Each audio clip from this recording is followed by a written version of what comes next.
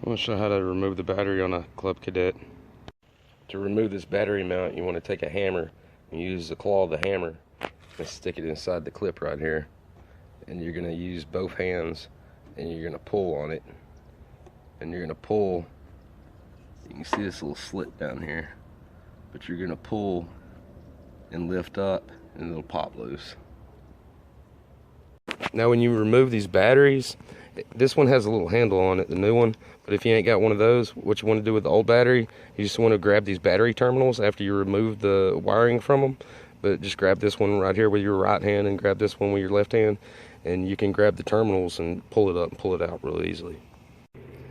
And the main thing I made this video about was this bracket right here, how to remove it.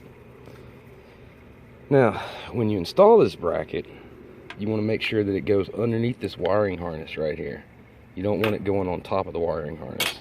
So you go under the wiring harness, you're going to hook this side over here like I just did, and then this little hole right here.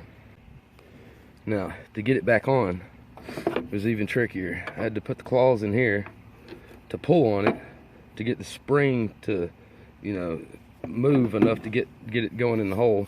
Then I took this rubber mallet and I didn't hit it, but you know, this wire was hurting my hand because I was pushing on it with my hand. So I took this mallet, stuck this on there like this to use it to push down, and then I was able to like push it all the way down in the hole. But I had to use both hands. I had to pull this way with the claw and the hammer, and then push down with the rubber mallet on top of it to get the spring back in there. But yeah, it's installed.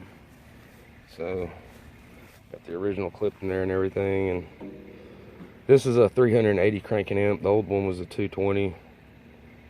This is my old battery. I just wanted to show how these tops right here, they exploded or something. This is one of them right here that didn't pop open, and I think there's one right there and one right there. So there's one here, here, and here that didn't pop open. But these, the tops of them popped open like it got too hot or overheated or something. But yeah, that battery's obviously bad, so I replaced it.